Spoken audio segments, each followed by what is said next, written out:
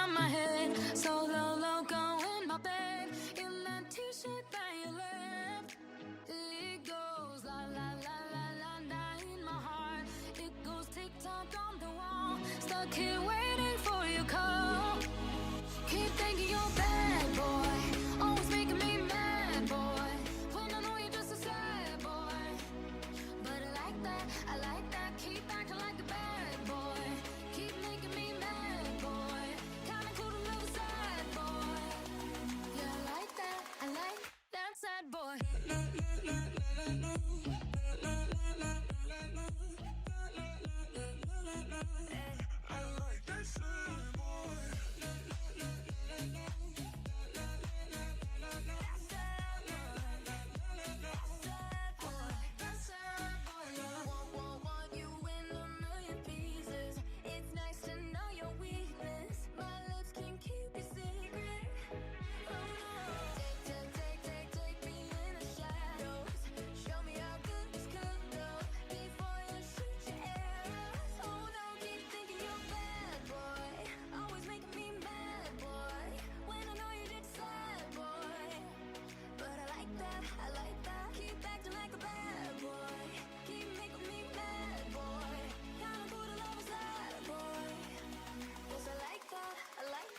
Sad boy. Hey, hey.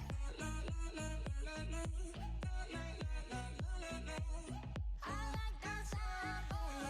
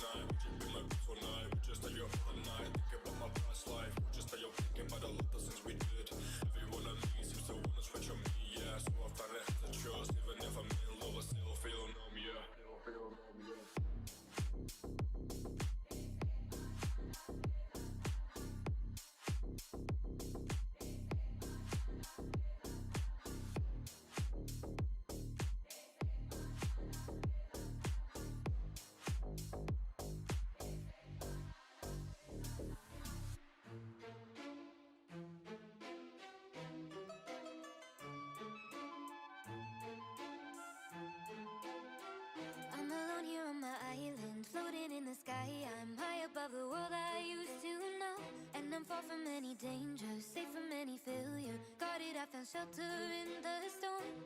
I'm hiding in the blue, safe between the clouds. In the blue,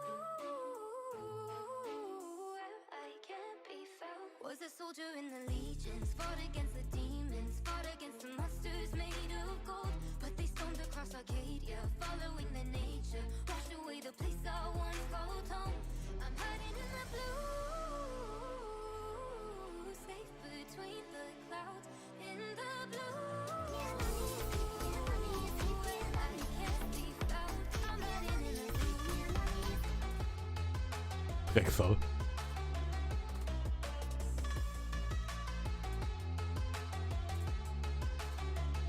I'm hiding in the blue. Hey yo.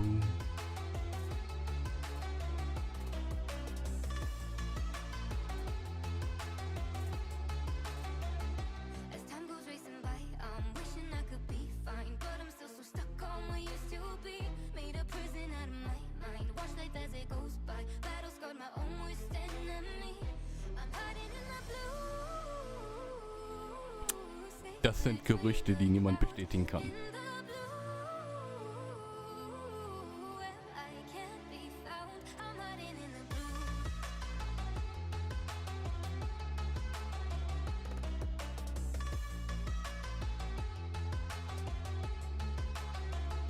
I'm hiding in the blue. Hiding in the blue.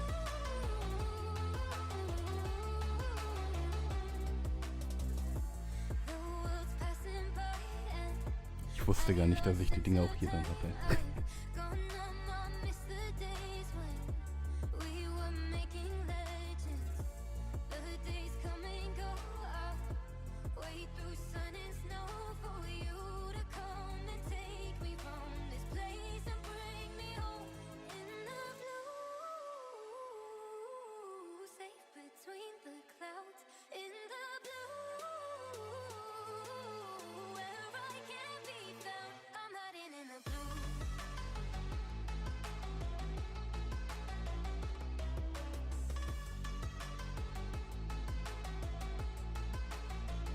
So. Dann schauen wir doch mal.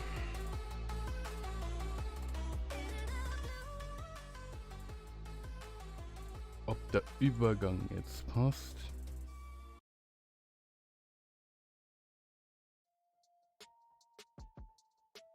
So. Erstmal die Mucke auf was geändert, was auch nach aufs VOD kann.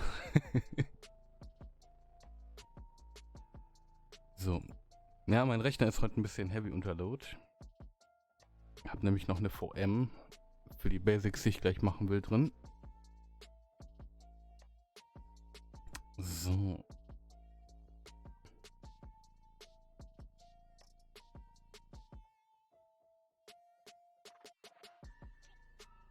Dann wechseln wir doch mal rüber auf die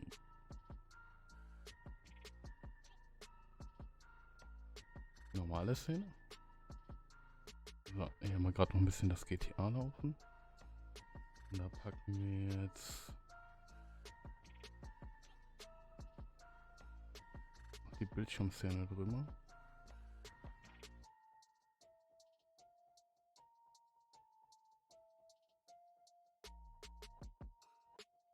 Was ist denn Display Capture?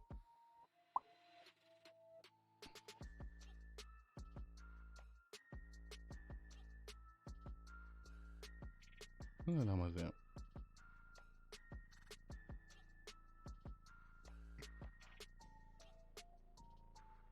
Cool, cool.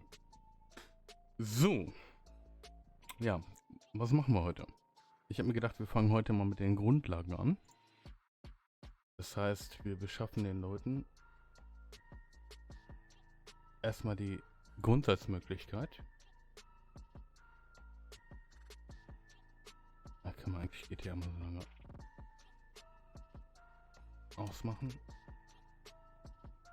Das brauchen wir jetzt fürs Intro nicht mehr.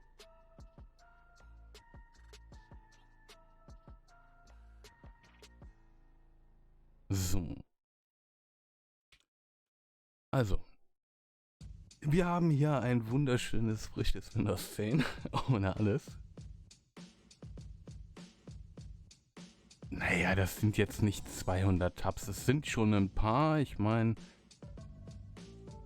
ja, so ein bisschen Load ist da. Aber es ist jetzt nicht so viel, ne? Egal. Beschäftigen wir uns mit einem wichtigen Ding. Wir wollen den Leuten heute zeigen, und das landet dann nachher auch als Video nachher auf dem Channel, als Teil von so einer etwas größeren Tutorial-Reihe. Musik mal ein klein bisschen leiser. Auf YouTube, da gibt es nachher dann noch ein GitLab für, wo man die Commands nachher finden kann. Ich muss dem Nightbot... Jetzt fighten hier die Bots wieder. Warte mal, da muss ich gerade kurz mal rein. Was ist denn hier? Twitch.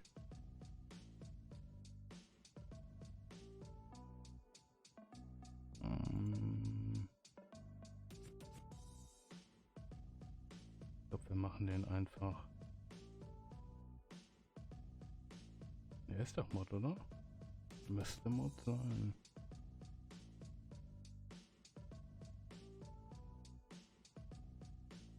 Egal, wir machen einfach die Links aus.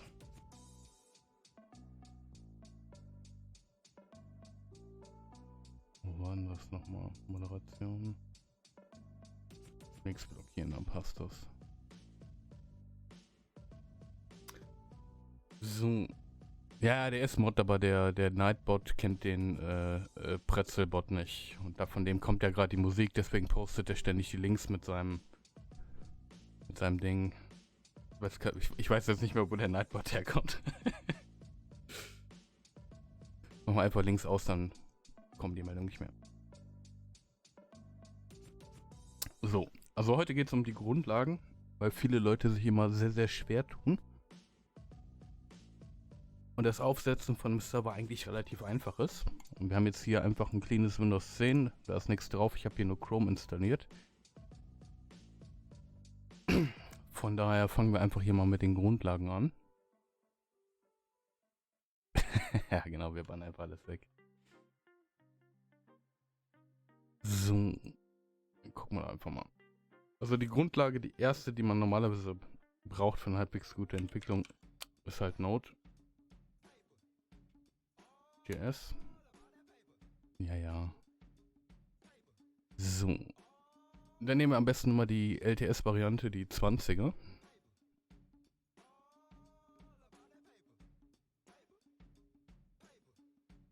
Und ja, für die einen oder anderen klingt das jetzt sehr, sehr rudimentär und irrelevant, aber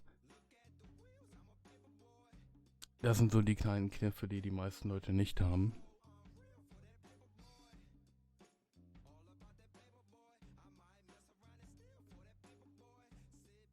So, dann schmeißen wir uns erstmal Node drauf.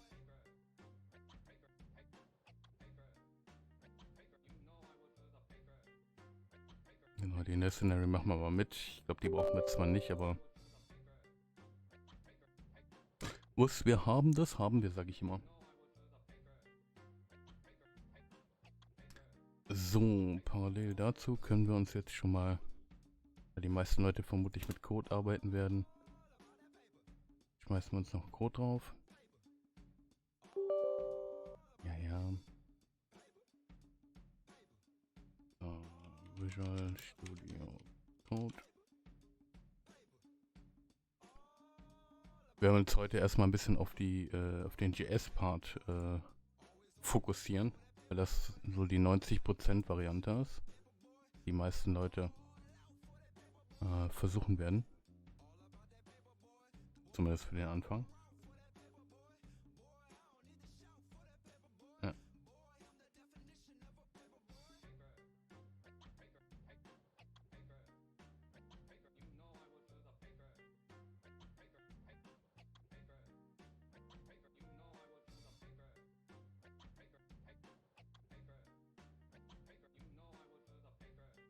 Wie gesagt, dieses Fenster ist jetzt von den Additional Tools, die wir installieren.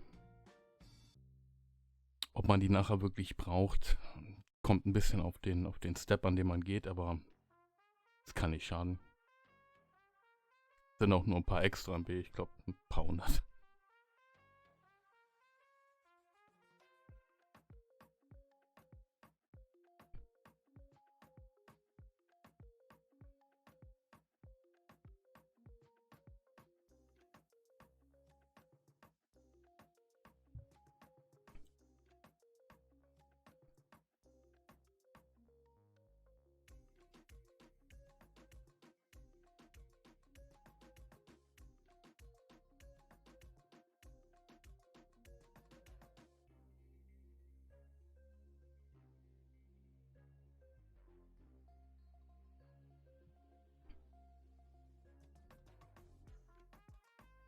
Fünf Jahre später. Für den einen oder anderen, der wird sich nachher fragen, hey, warum brauche ich denn das? Da kommen wir im weiteren Verlauf zu. Da gibt es nämlich ein paar Tweaks, die einem das Leben echt einfach machen.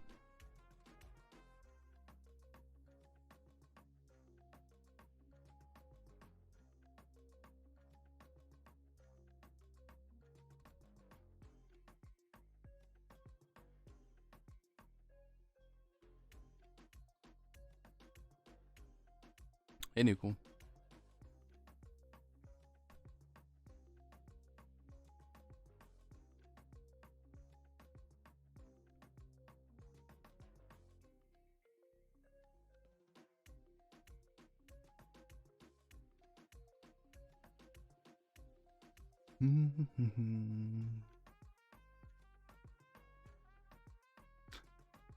Wie sagt man immer, Vorbereitung ist das halbe Leben, ne?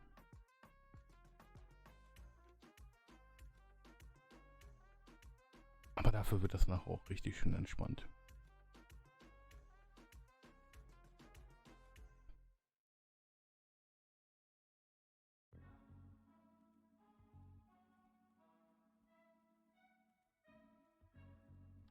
So, wenn der Schwachsinn hier gleich durch ist. Packen wir parallel dazu schon mal Code rein.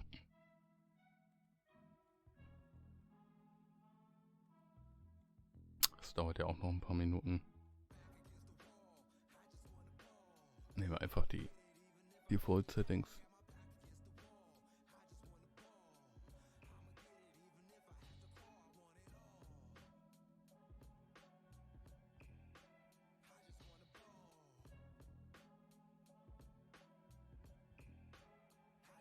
Wir nähern uns dem Ende. Träumchen. Genau, wunderbar.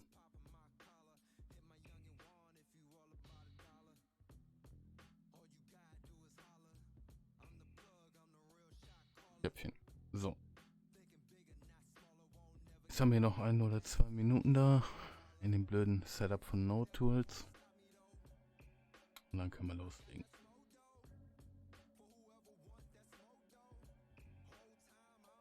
Was sagt denn hier der eigentliche Task Manager hier noch vor allem?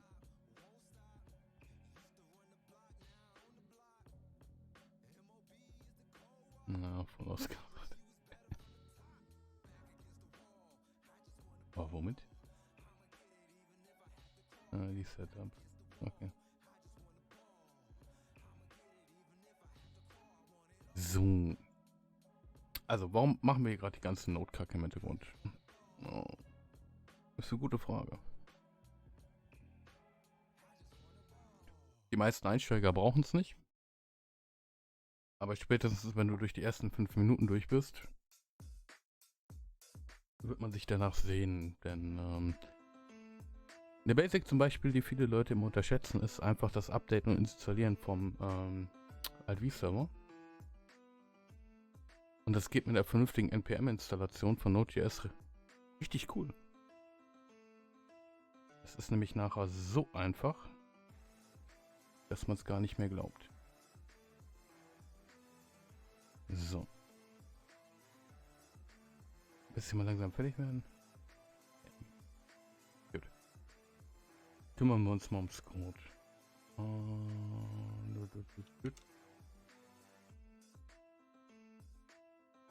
So.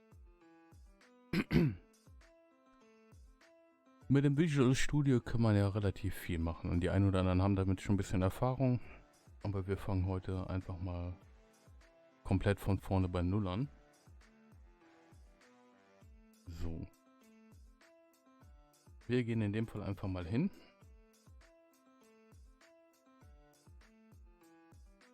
Auf unseren Arbeitsplatz. Packen hier einfach mal unter C, machen wir uns einfach einen Ordner. Den nennen wir jetzt mal... Hallo?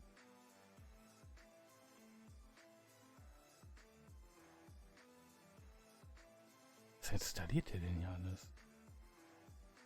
Danke. So, machen wir mal einen Ordner und den nennen wir einfach... nehmen wir einfach mal vScript. So. Diesen Ordner wählen wir jetzt als Ordner in unserem Visual Studio Code aus. Das ist dann so genannt das Arbeitsverzeichnis, worin der sich dann orientiert.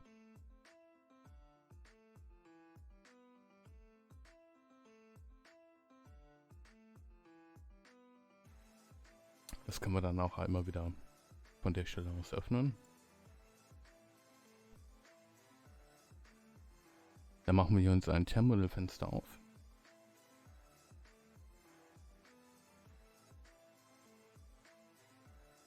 Ja, wir thrusten das. Ist ja unser Rechner.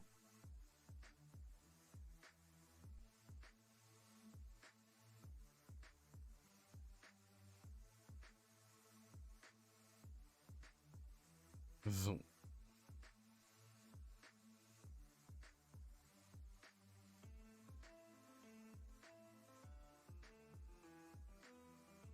Okay, irgendwie glaube ich, hat sich unser Node-Setup aufgehangen.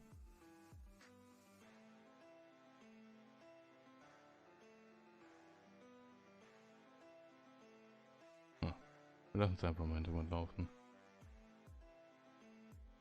Komisch, bei den letzten Versuchen dauerte das immer nur ein paar Minuten. So. Wir haben jetzt im Hintergrund das Standardsystem von Node drin. Das heißt, wir haben hier Sachen wie npm. Genau, die standardmäßig laufen. Aber viele Projekte, gerade wenn man sich nachher das Alt-V Hub anguckt, das sind dann Projekte, die wir hier finden. Dahinter verbergen sich in der Regel immer, wie sagt man, Git-Repositories.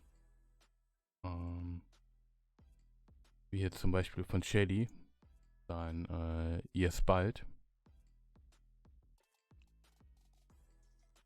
Und die Tools verwenden dann ganz gerne Yarn und Co. Und um die nachher nutzen zu können, müssen wir auch das noch draufpacken. Das sollte eigentlich reichen, wir npm install -global, also g. War das ja, ne? Müsste das gewesen sein. Einfach mal aus dem Kopf probieren, ob das richtig war.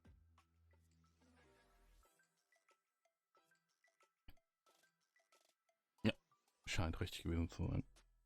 Normalerweise geht das ein bisschen schneller, aber der hängt hier gerade ein bisschen hinterher wegen dem Stucky Setup im Hintergrund. So. Wofür kann man das gebrauchen? Naja, wir können jetzt hier zum Beispiel mal einen Ordner machen. Den nennen wir jetzt einfach mal Testserver.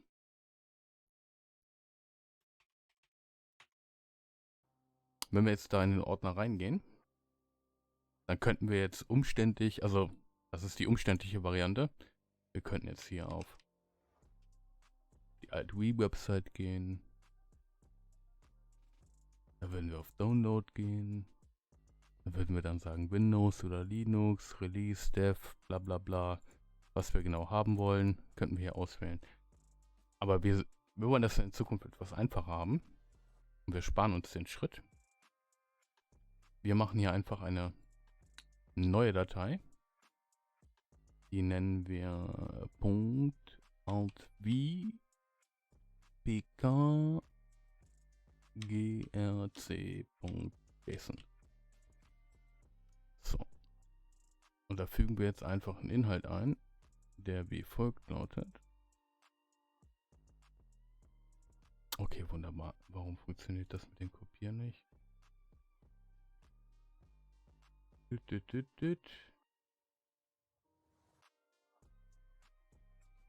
das doch an.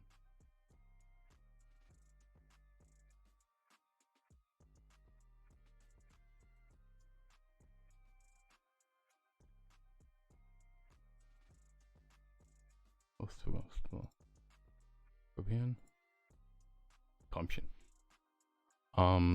Das ist eine Konfigurationsdatei, das könnt ihr dann nach einem Git-Repo finden. Damit kann man sagen, welche Module nachher mit dem Befehl, den wir ausführen, heruntergeladen werden sollen. In dem Fall das JS-Modul. Wir können jetzt auch sagen, wir wollen das Bytecode-Modul mit haben, das C#-Modul.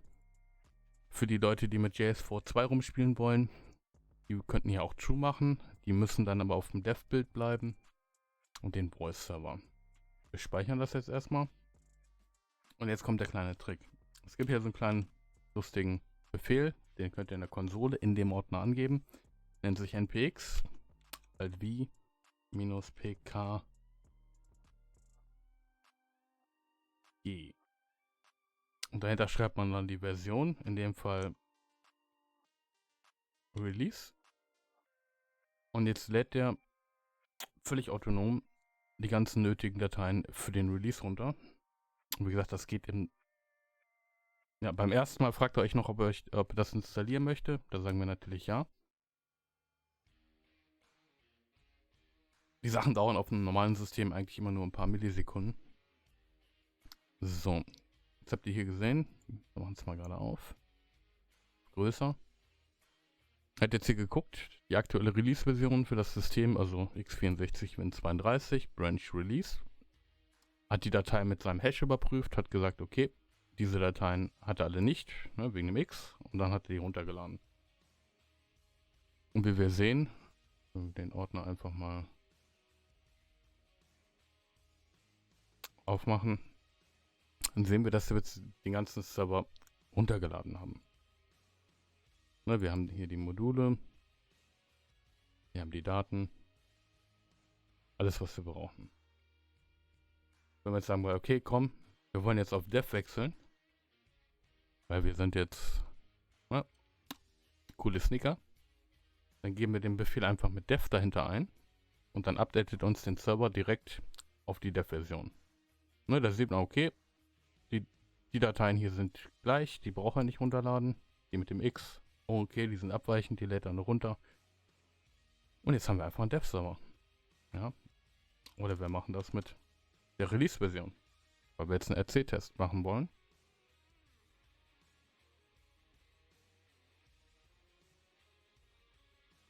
Töpfchen, wunderbar. Wie ihr seht, ein relativ einfacher Step, um immer auf der aktuellsten Version zu sein.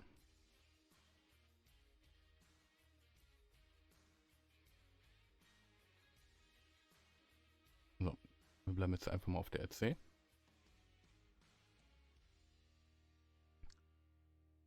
Und dann hat man den Kram. Das heißt, wir brauchen nur Node und zum Beispiel Visual Studio Code oder jedes beliebige andere Tool. Und dann haben wir die Basics direkt drin. Gar nicht mal so schwer. So. Aber das ist ja jetzt nichts, mit dem wir wirklich interessant arbeiten können. Sondern wir wollen ja eine vernünftige Umgebung haben. Und da gibt es jetzt mehrere Möglichkeiten. Ja, zum einen könnten wir hingehen und sagen, wobei, warte, ich muss mal gerade gucken. Müssten wir das Git noch besorgen, ne? Windows, Konsole, AMD. Git. Mal gerade gucken, welches Tool das war. Ich weiß es nämlich gar nicht aus dem Kopf. Da brauchen wir Das Git-Tool, ne?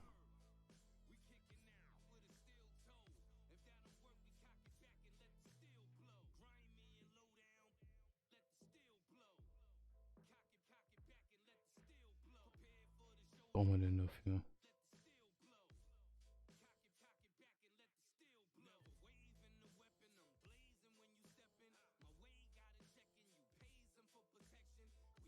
Brauchen wir dafür irgendwas?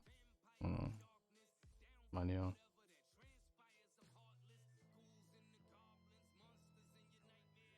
Ja.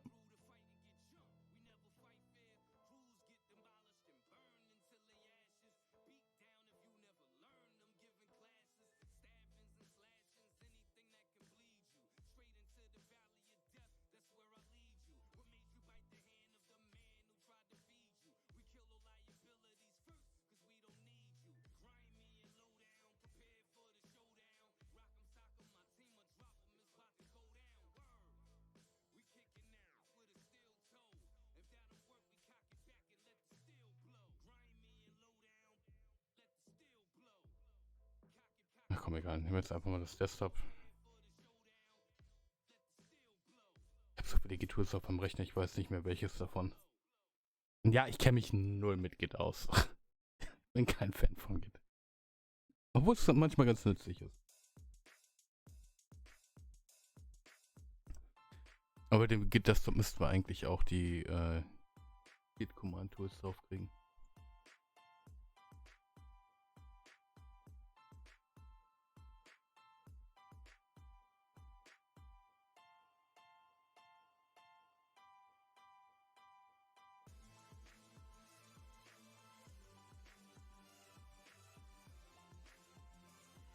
Und da ist auch das Node-Setup fertig gewesen. So.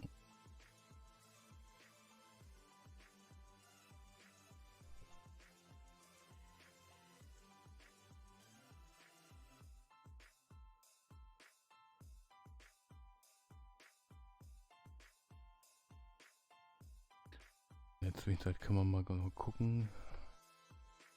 Beim Shady, ich wollte da nämlich das Boilerplate benutzen.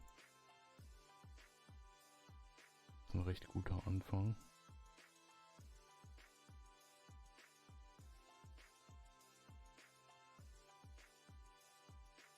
War die denn?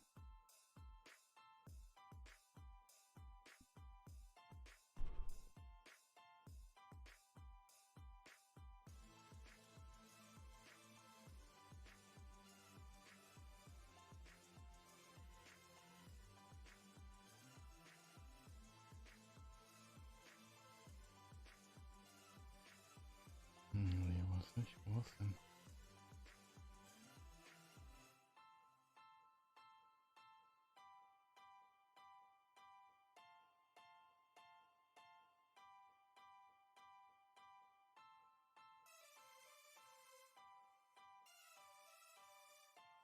Genau, die XDS Boilerplate. Ziehen wir uns nämlich gleich.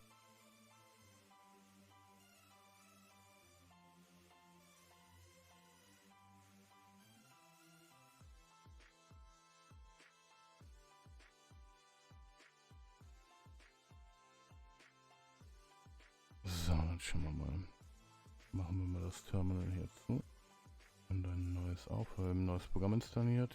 Nochmal ab geht das. Ah, toll. Desktop war es nicht.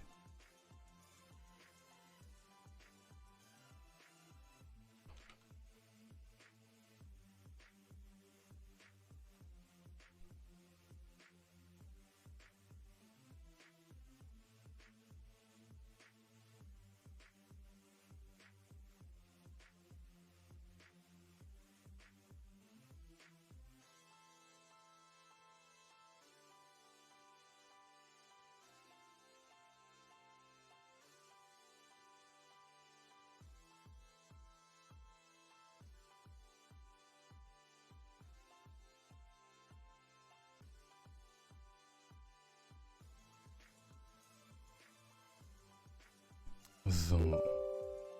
Geht vor Windows, genau. Einfach am Standard durch rausmachen.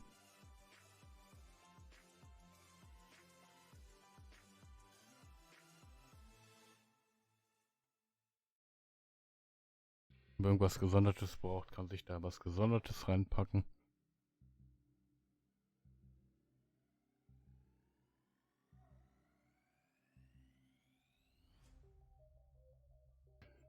Ich meine, wir haben jetzt Git Desktop drauf, das heißt, wir könnten hier auch auf Code gehen und einfach sagen, mit GitHub Desktop öffnen, aber wir wollen nachher die Command-Line-Variante haben. Also im Prinzip würde das jetzt auch so gehen, da wir GitHub Desktop drauf haben, ihr könntet hier draufklicken.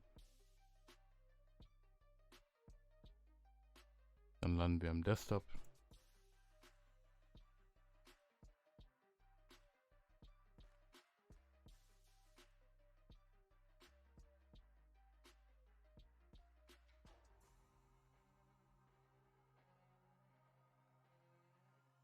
Oder auch nicht. Warum landen wir nicht im... Na, vermutlich, weil der Browser vorher nicht auf war.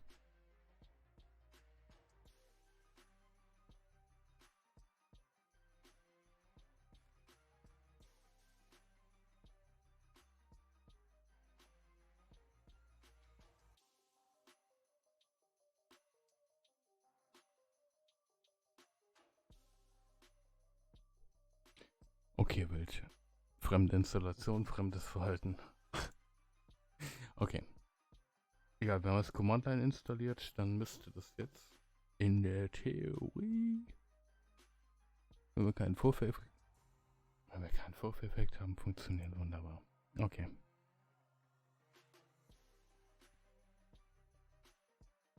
Ah, suche ich fürs nächste Mal raus. Alternativweg ist hier runterladen. Der unschöne. Haben wir hier die Boilerplate. Wie gesagt, niemals bitte in ZIPs arbeiten.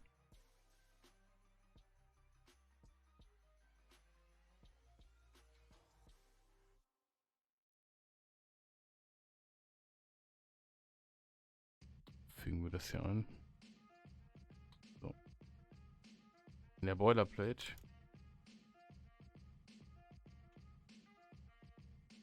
haben wir jetzt mehrere Möglichkeiten. Wenn wir uns jetzt mal an die Seite halten, die uns ja sagt, wie wir hiermit umgehen sollen. Und steht da, dass wir jetzt erstmal unser Projekt aufbauen sollen. Ne? Und zwar indem wir den Befehl yarn setup project eingeben. Das ist im Prinzip nichts anderes als das, was wir gerade eben auch schon gemacht haben. Wenn wir hier unten in die Package.js mal reingucken,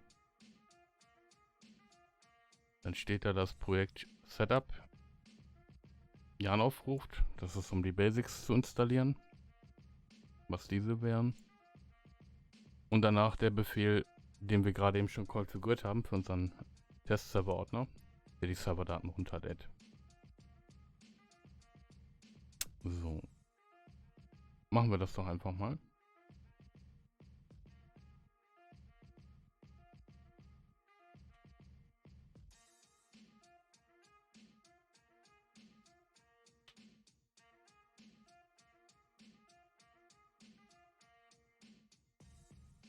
Träumchen, was habe ich jetzt gemacht? Ich habe es mit K geschrieben. Träumchen. Vorführeffekt.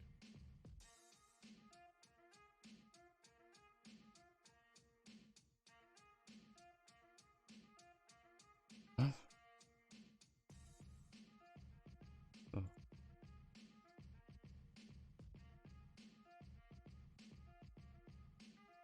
Warum will denn die PowerShell jetzt nicht so, wie ich will?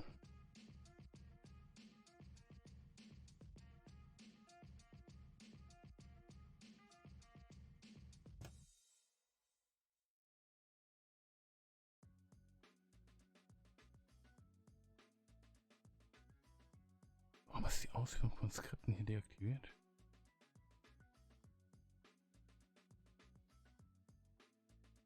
Ah, der ist weg.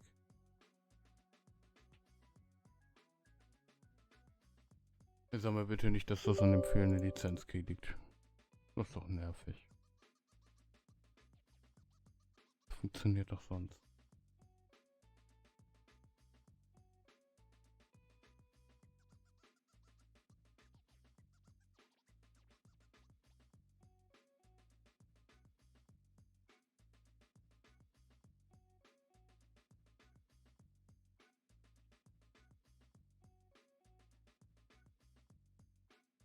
Okay. Scheiß auf diese blöde vor allem. Ja, das Setup haben wir durch. Im Normalfall haben wir dann so ein Quatsch hier. So. Wir gehen jetzt mal, machen wir einen neuen Ordner.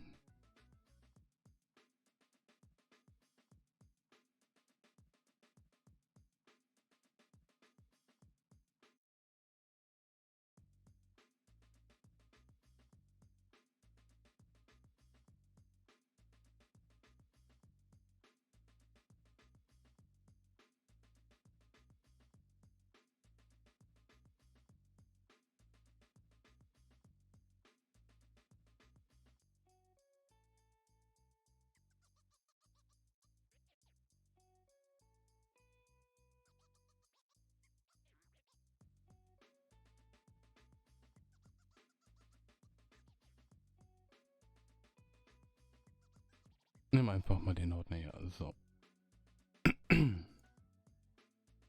Machen wir ein Terminal auf.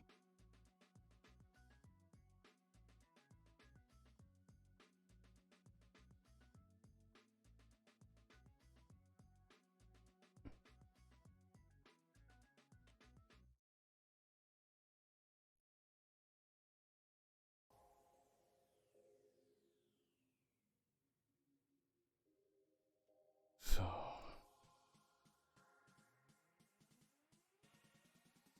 Holen uns hier das Projekt rein.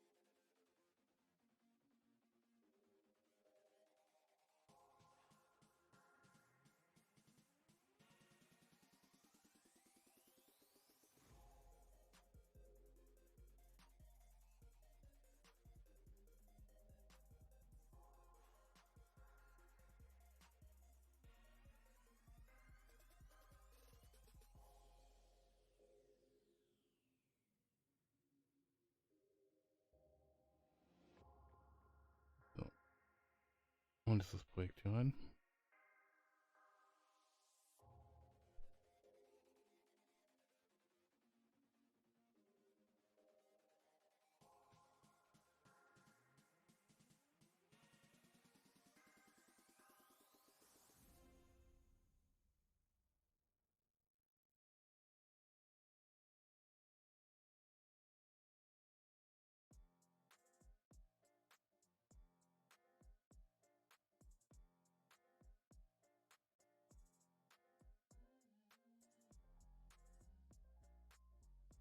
So.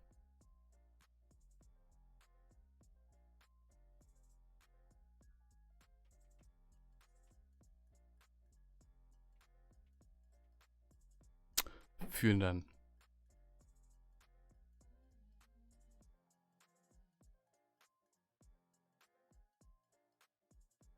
Das Ding will mich doch jetzt verarschen.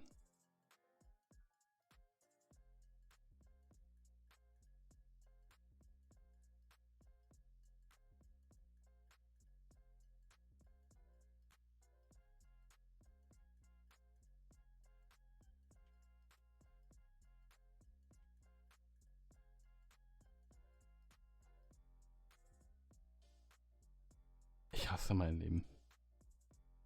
Das gibt's doch nicht. Okay.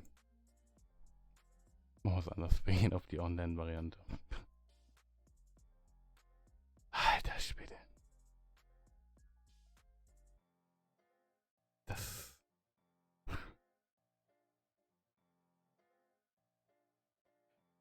Wie kann man sein Leben so hassen?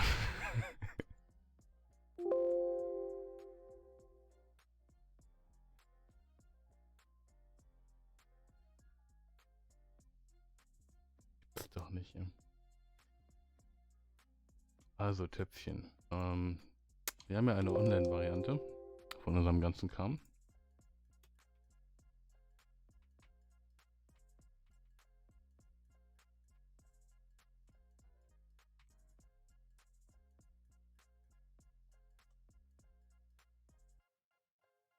Da können wir auch einfach hingehen. Wie gesagt, wie es aufgeht. Scheiße, Mann. So, hier ist die URL.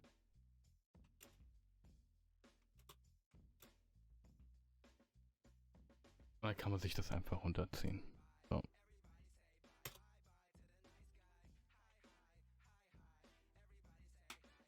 Gehen wir hier in die Boilerplate.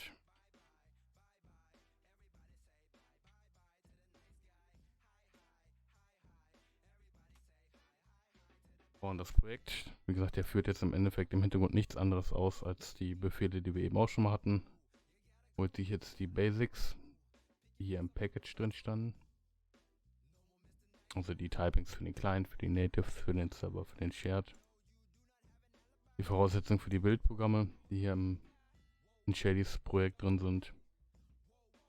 Und dann ist der Kram durch. So. Jetzt können wir hier hingehen.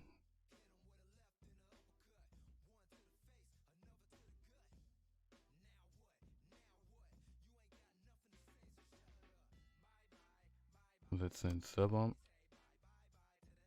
Den Crash Handle auf ausführbar. Können wir dann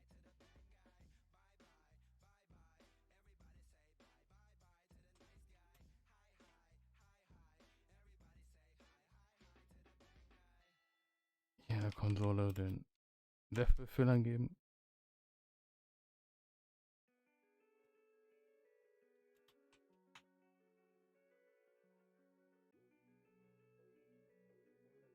Baut er uns ja die komplette Boilerplate fertig.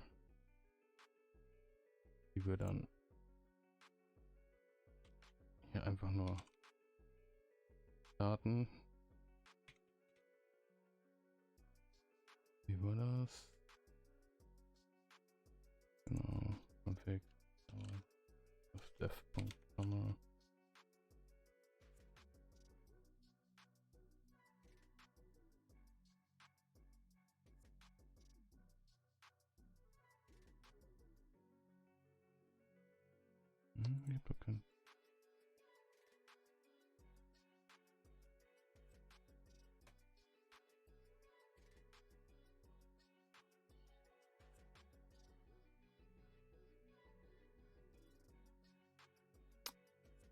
Und dann rennt der Bums.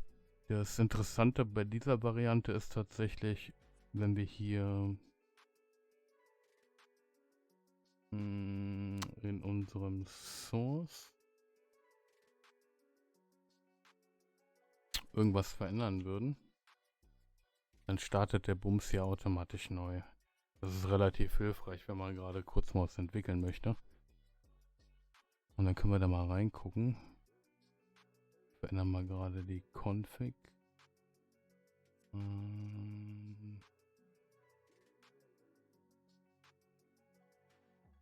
Ziehen uns die hier mal raus.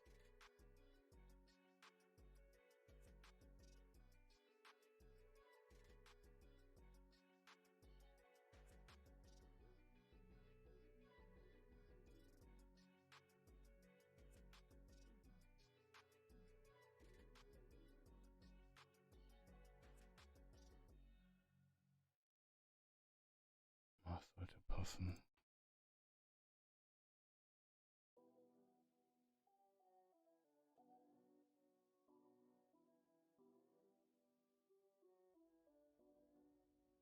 Warum? Was habe ich verkehrt? Die Module nicht doppelt?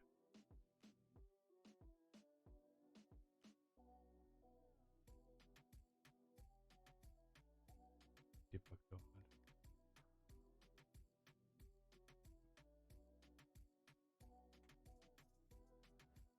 So, dann können wir nämlich hier hingehen.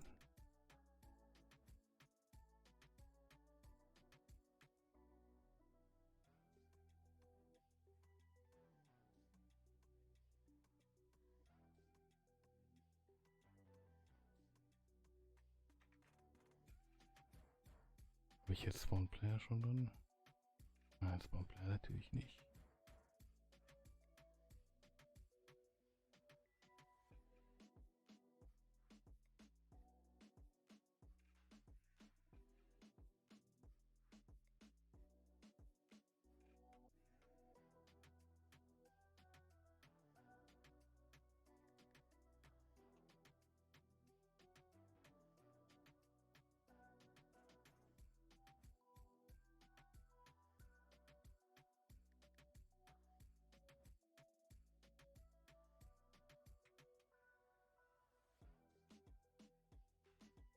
So. Dann haben wir jetzt hier einen Server.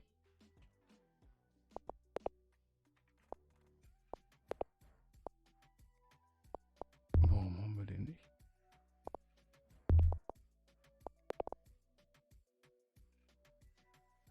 Müsste doch online sein.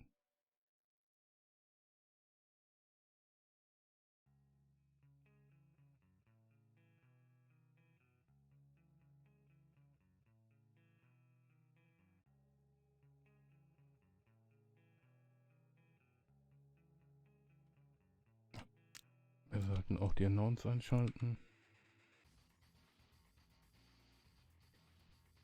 Dann klappt das auch mit der Suche. Genau. Dann haben wir hier unseren gerade erstellten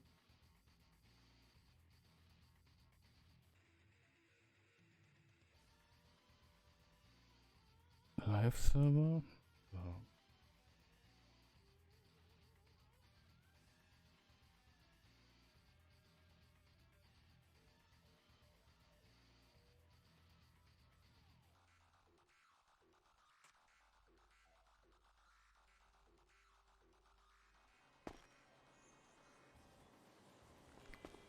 So. Wir machen wieder die transparente Konsole auf. Da sehen wir, dass gerade beim Connecten hier die Standard Hello World Message gekommen sind, die halt hier definiert sind. Ja, Hello World Something, das ist halt der Testwert. Und wenn wir das jetzt speichern, startet der Bums automatisch neu.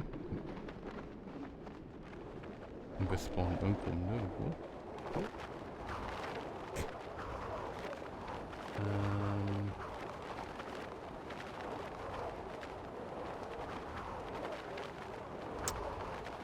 Falsches Stück. Ein bisschen hier von der Position angeben.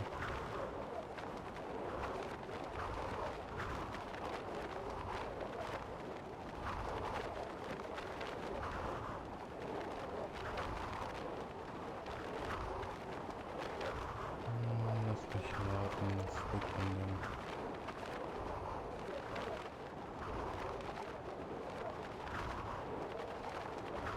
Das mag er vermutlich nicht.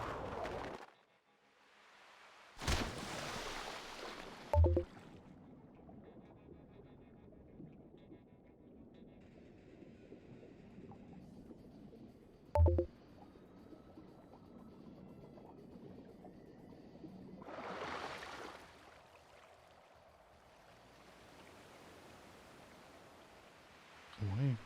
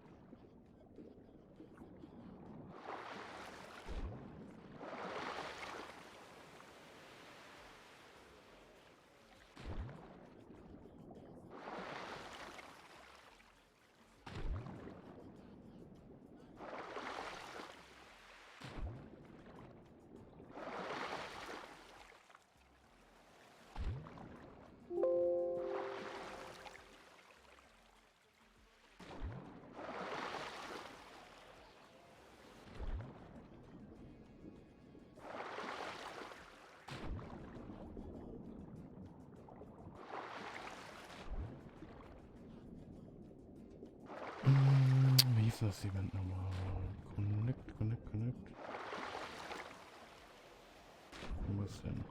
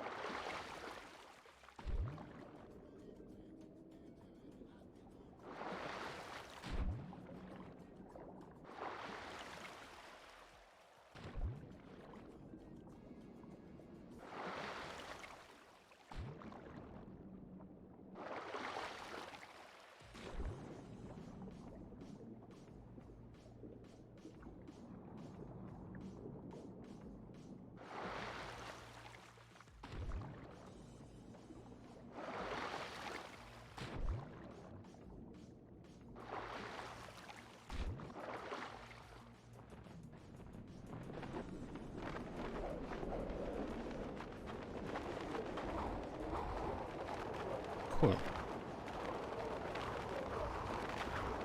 Heute will wirklich nicht funktionieren, richtig? Ich glaube nicht.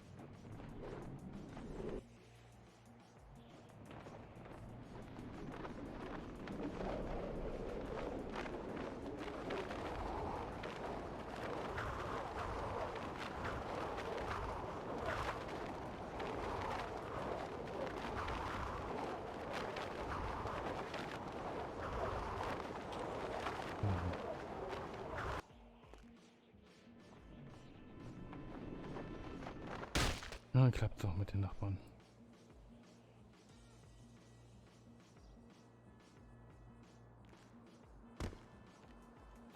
Träumchen.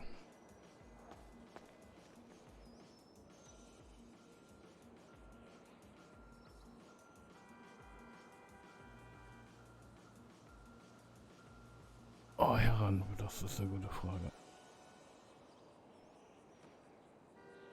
Nicht direkt, nee.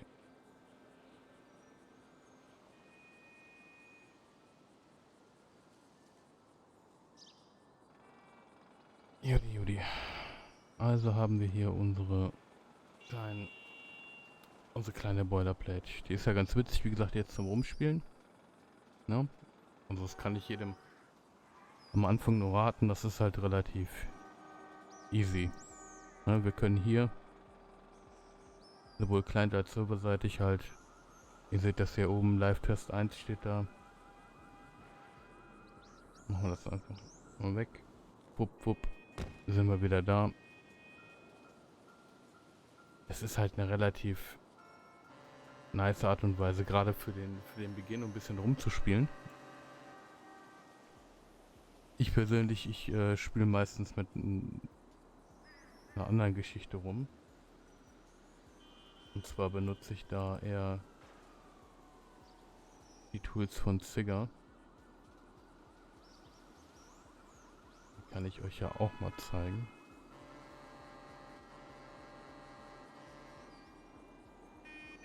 Packt die hier einfach mal mit rein.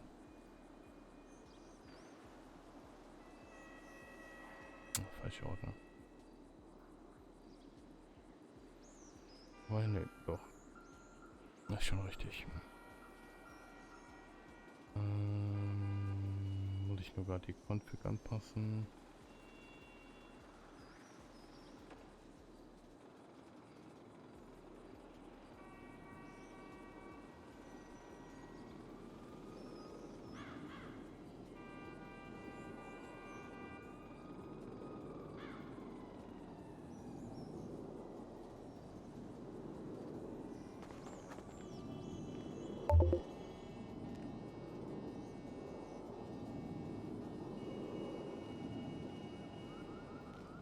Wie gesagt, ich persönlich spiele lieber mit den QA-Tools.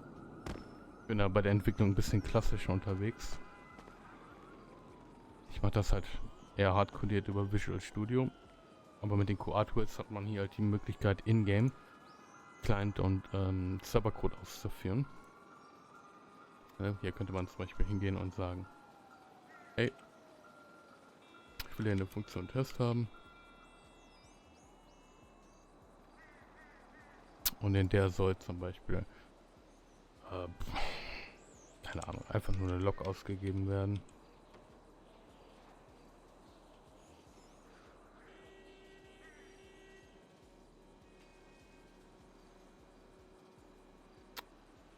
Und dann passiert das.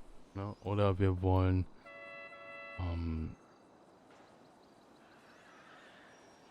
zum Beispiel die Position von unserem Player haben. Ja.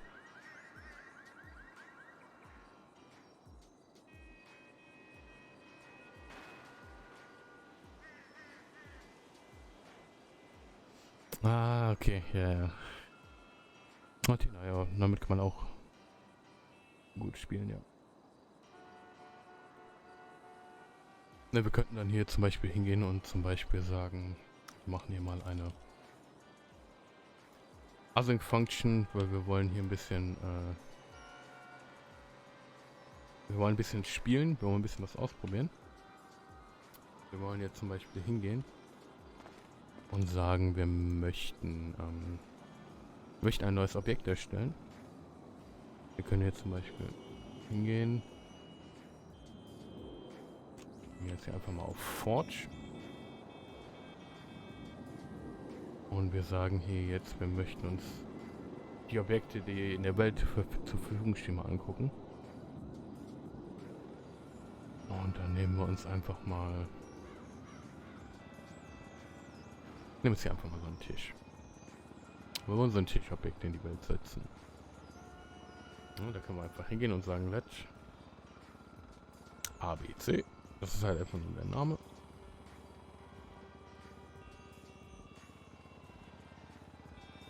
Wir wollen ein Local Object erstellen.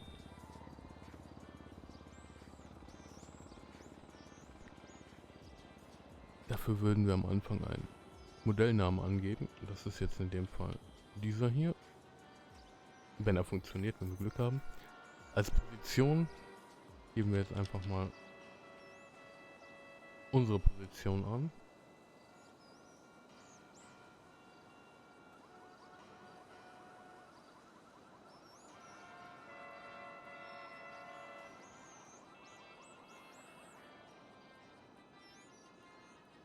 Als Rotation geben wir nichts mit. Und die restlichen Werte lassen wir auch außen vor. Das ist jetzt nicht so wild. Damit würde jetzt das Objekt theoretisch gespawnt werden. Sagen wir noch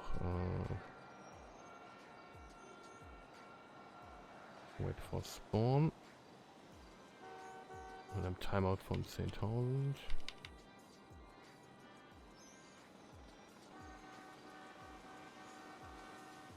Da wir damit jetzt nichts machen, sagen wir einfach mal noch, wir warten weitere 20 Sekunden, wenn es erstellt wurde, und danach gehen wir einfach hin und sagen destroy.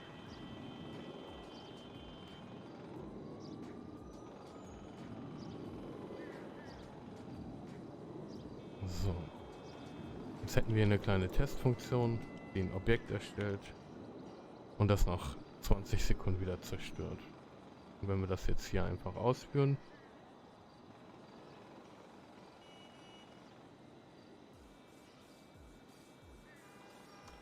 haben wir Glück und es passiert scheinbar nichts. Wir haben ein schlechtes Objekt gewählt. Anfängerglück. Was? Habe ich einen Fehler übersehen?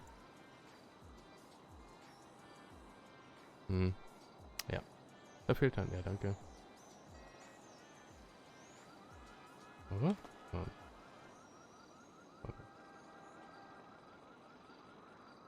Doch.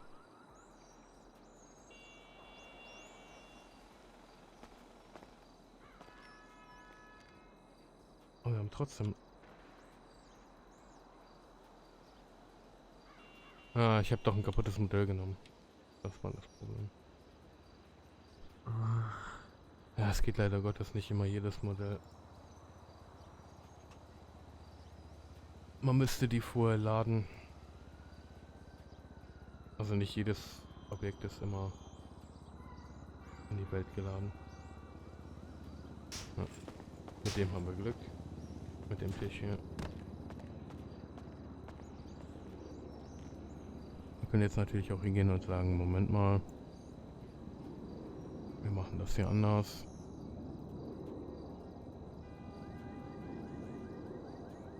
Sagen hier Pause.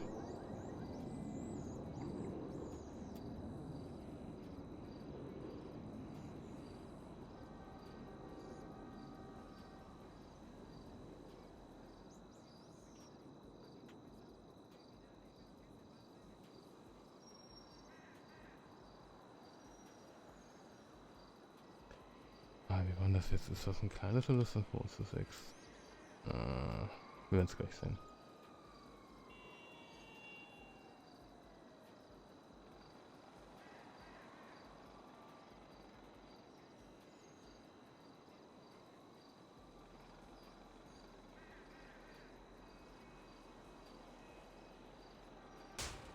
Oh, das war kleine.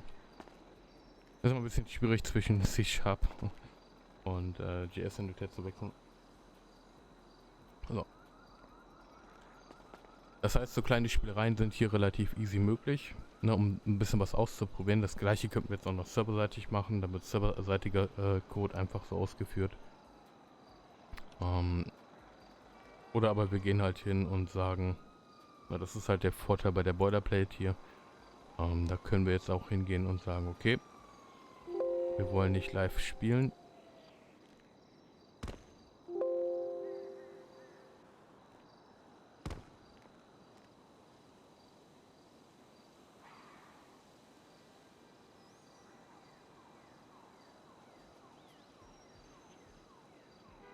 Wir können das jetzt hier natürlich dann auch reinschreiben.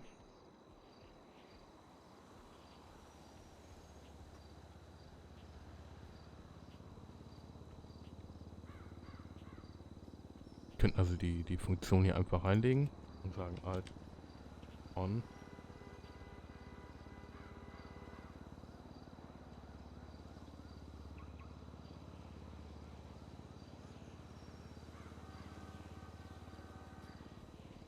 Das ist eigentlich in der Theorie. Ich weiß jetzt gar nicht, ob das richtig war in der LGS war. Wenn wir dieses Event jetzt immitten. Genau. Dann haben wir jetzt den hardcodierten Code im Hintergrund ausgeführt, weil wir den halt live aktualisieren können. Na, wir könnten hier auch hingehen und sagen,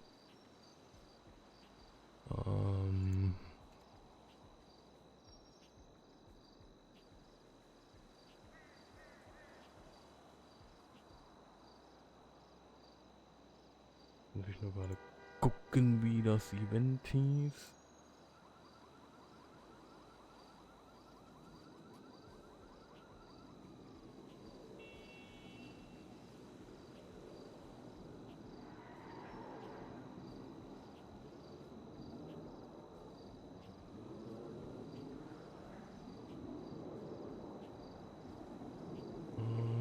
Ne,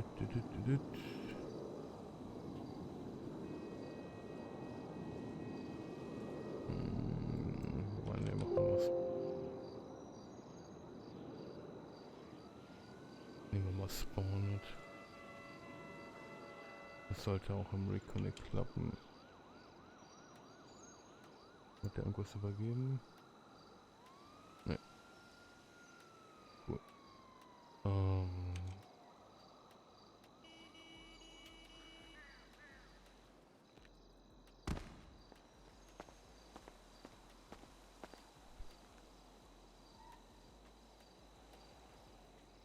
Okay, der Spawn wird hier scheinbar nicht getriggert. Wie war das hier nochmal bei Shady? Der hatte doch eigene Events dafür.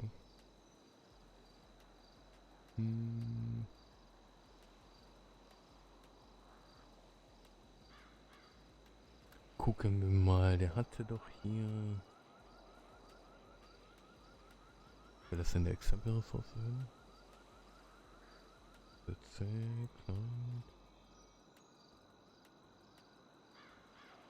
Toll, wunderbar, da steht nichts drin.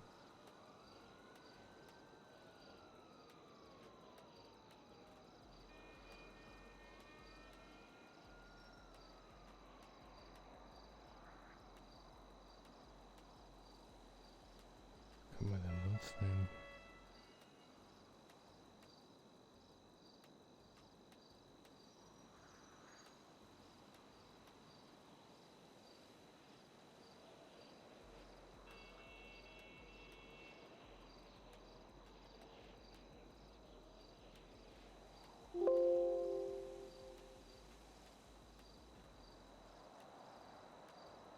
Disconnect, Wird vielleicht emulierte das Event hier. Gucken wir mal.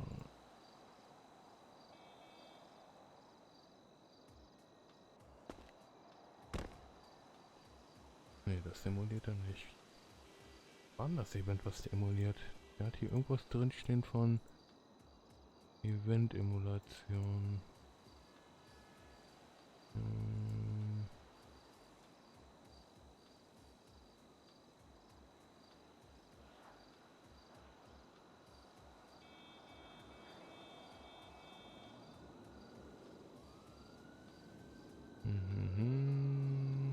Das Ding.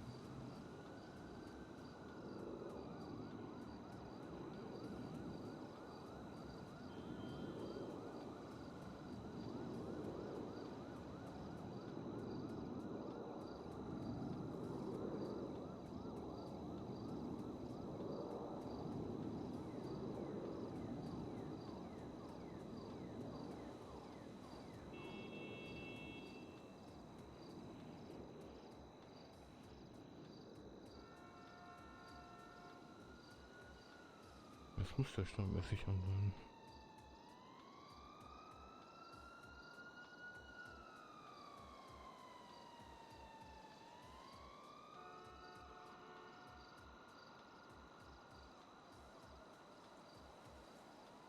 Oh, da muss ich hier...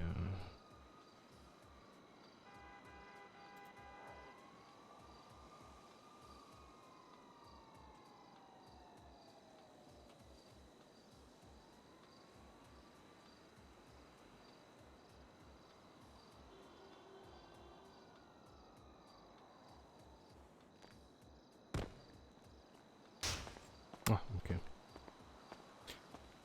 Möchte man nur eine Verzögerung mit einbauen.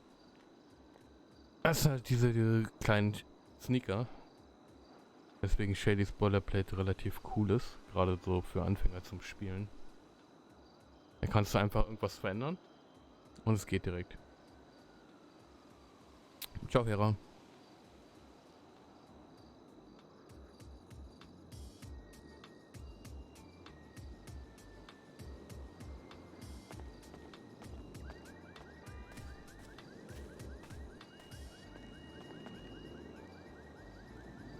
So, wir haben jetzt leider keine Meldefragen. Naja. Dann müssen wir das einfach so belassen.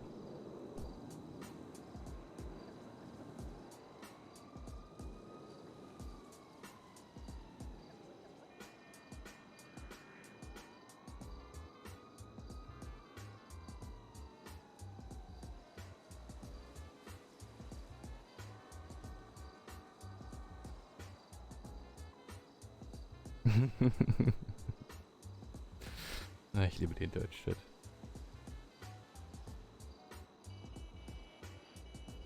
Wie sie wieder alles abfackeln.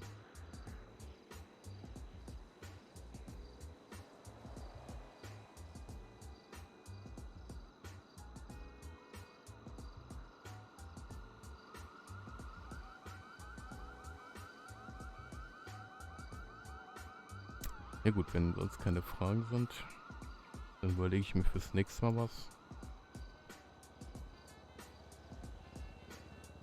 Denn heute wollten wir einfach nur so ein paar kleine Basics machen. In der Hoffnung, dass Fragen auftauchen.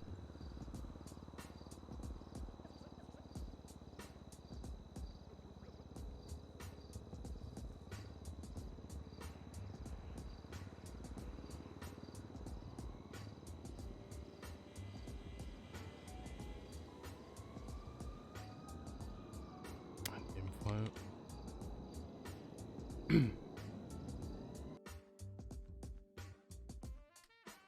Gehen wir dann einfach mal wieder in den Drive-Mode zurück.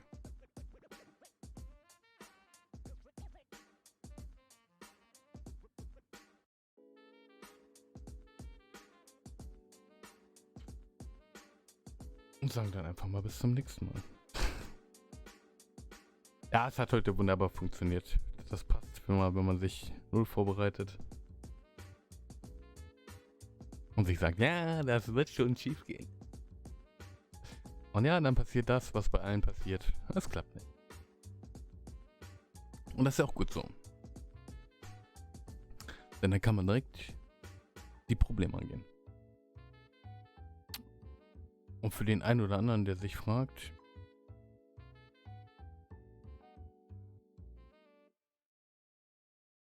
wie wir das gerade gemacht haben, dass wir die ganze Zeit auf einem Server operiert haben,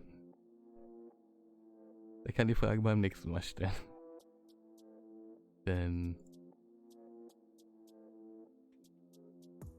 wir waren hier nicht auf unserem Rechner.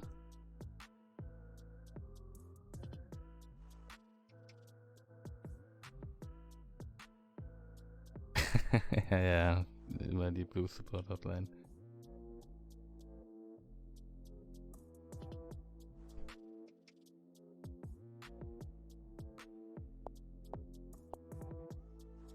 So. Dann machen wir hier mal wieder ein bisschen Auto.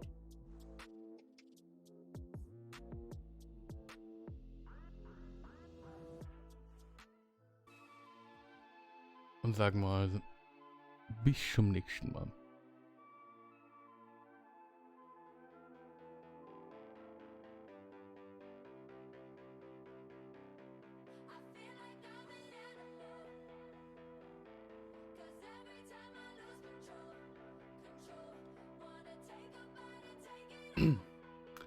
Und Dinge, die ihr seht, die ihr nicht versteht, dürft ihr dann beim nächsten Mal fragen.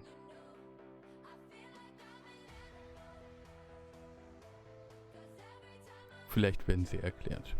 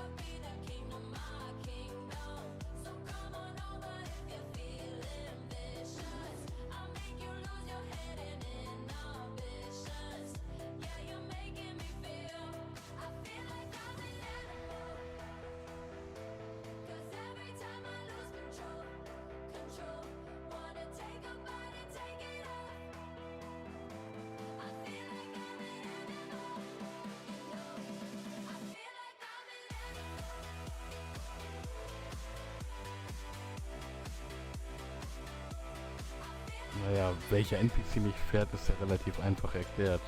Der da. Aber das war ja nicht die Frage, die man sich hier stellen sollte.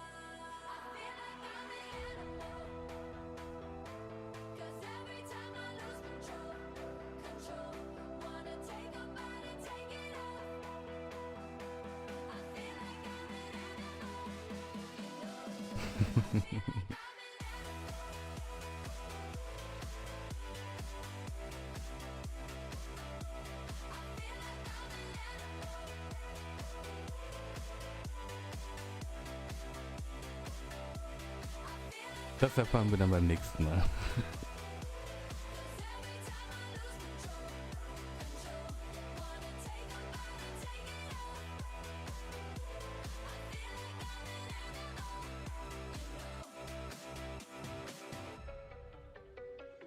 Baby, now and then I think about me now and who I could have been. And then I picture all the perfect that we lived. Till I cut the strings on your tiny violin. My mind's got my mind of its own right now, and it makes me hate me. I'll explode like a dynamite if I can't decide, baby.